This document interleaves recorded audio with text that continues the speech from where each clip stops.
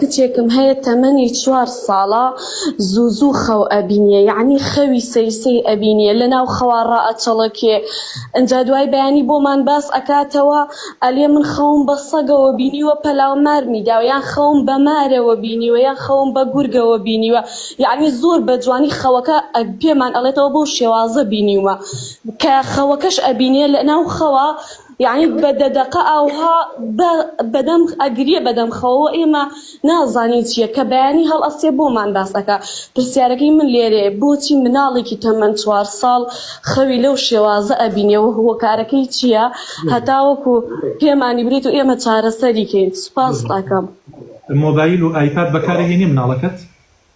وەڵی مامۆستا ئەر وەڵی بلێم بەکاری ناهێنێ نابێ، ئەر وەڵا موبایل بەکار ئەهێنێ سەیری ئەکا، بەس ئەوە نییە بلی یعنی ئەها زۆر ئاگام لێ بێت و ئەو شتانە، بەس زۆر خەوی لەو شێوازە ئەبینێ و ئیسا وام لێ هاتووە هەموو شەوێت ئەگەر ڕوقیە شەرعی بۆ لێ نەدەم ئەوە حتمما ئەو شەوە خەوی لەو شێوازەی بینیوە. زۆر باشە.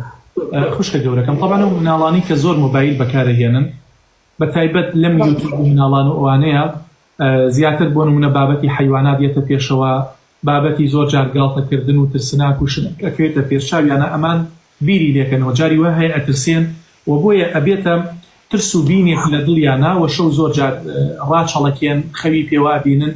بابەتێکە دوورە لە جادو، دوورە لە هەموو چاوپیسی و حەسادەت و ئەو بابەتانی کە ئێوە لێی ئەترسن. بابەتەکە نۆرمەڵە، ڕۆژانە لێ ئەدرێتە و شەوانە ڕپیت ئەبێت، دووبارە ئەبێتەوە. وی ئێوە هەوڵدەن زیاتر مناڵەکانتان لە سۆشیال میدیا دوورخەنەوە، لە مۆبایل و ئایپاد دووریان خەنەوە، و هەم بۆ زاکیریان خراپە، بۆ چاویان خراپە، بۆ زیرەکی و گەشەیان خراپە.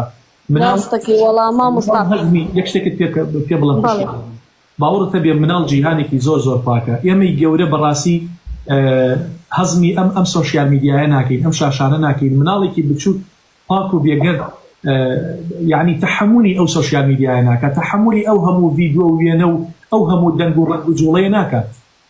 ڕاستەکەی وەڵام مامۆستا ئیسا چەندێ پرسیاری کەم کرد، یعنی ئەوها لە خەونام و یان ئەوە کەسانی شارەزایتر نازانم پرسیارم کرد ئەیانەوت مناڵەکە خەڵک هەنێ کەس هەیە ئەیانەوێ ئازاری پێ بگەێنن و یان ئەبێ بینە ماڵەکەت ڕوقیە شەرعیەت بۆ بکەین.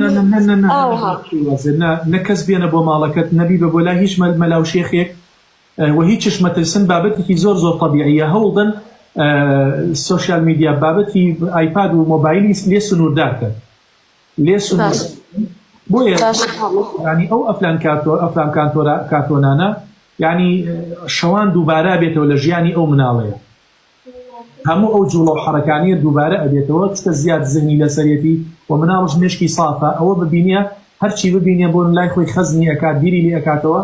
هەوڵدەن لەو بابەت و لەو شاشانە دووری خەنەوە باشە بێت و بۆقی زۆر سپاس دەکەم.